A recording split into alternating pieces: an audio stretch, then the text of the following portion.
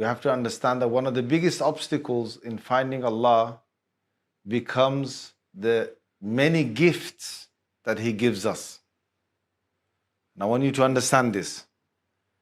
The gifts that Allah Azza wa Jal, He gives us, the more gifts He gives us, the more gifts He gives us, it becomes like spreading us with cushions and cushions and cushions and many mattresses and comforts.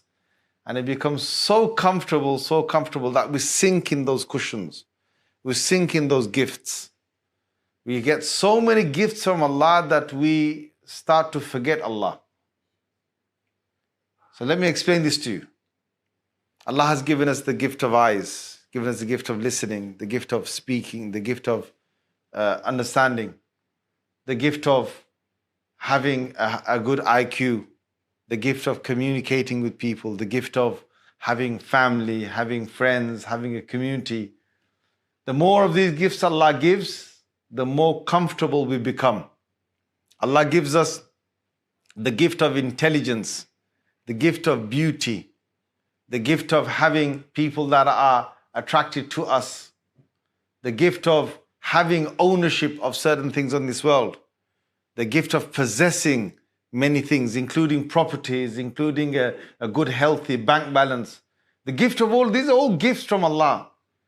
And Allah gives and Allah gives and Allah gives. And what happens is the human, in receiving all these gifts, the human forgets the main giver of all these gifts, which is Allah Azza wa Jal.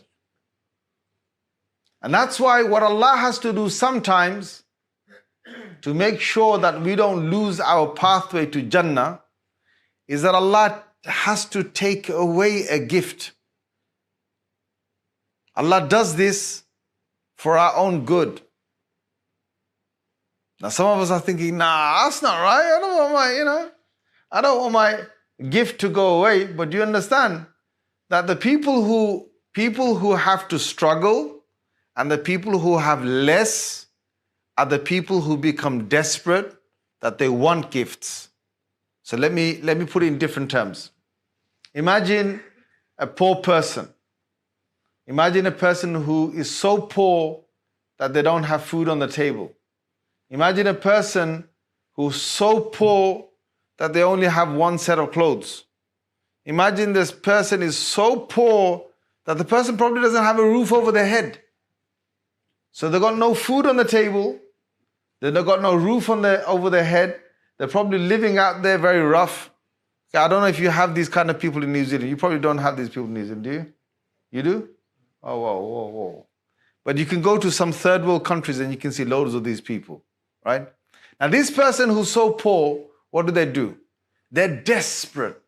And when they're desperate, they come looking for someone to help them. And they're so desperate, they will come and they'll beg. They're so desperate, they will be out there looking for anything just to support themselves. Okay? Now they're in a desperate situation. There's many other people who might not be desperate like them, but they don't understand their situation. Now, a desperate person, they appreciate everything a person has that they don't have. They appreciate it. When they see homes, they say, wow, if I could just have, forget this 5-bedroom house, if I just could have a hut, I'd be happy. A desperate person, if they see food, like, we have food, right? So sometimes, we throw this food away. Sometimes we eat it and we don't even finish the plate. You go to a desperate person who doesn't have food, the crumbs that we throw from our plates, that's their meal. That's their food. They'll be so appreciative of having just that much. But a person who's got their fridge full, who's got their, they've gone to pack and save, they bought so much food, they've stored it all inside the house, they've stored more for next week, the next week, and the next week, they've got food in the house. They don't appreciate what they have inside the house as much as that desperate person. Are you all with me, yes or no? I only heard about 20 people say yes. The rest of you, do you speak Maori language or something? Do I need to switch the language or something?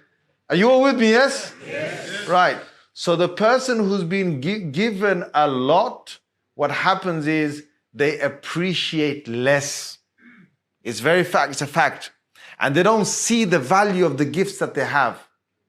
But the person who doesn't have something, they certainly see the gift of having that thing. And they say the human being is very, very, the human being, they value the gift they have before they get it and after they lose it.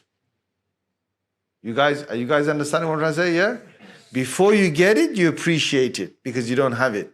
Once you have it after a little while, first when you get it, you're like, man, I got this new car. You know what I'm saying? Like, you appreciate a new house. You appreciate it. After a little while, the house becomes normal.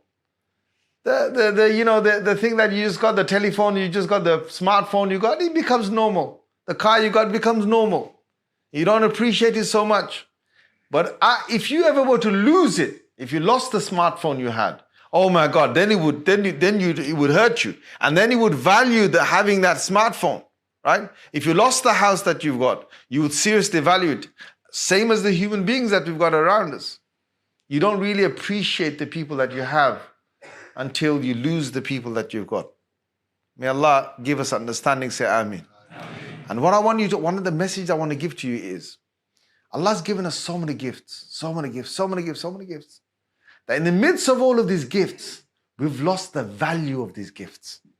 We've lost the value of Allah giving us so much. You know how much Allah has given us? How much?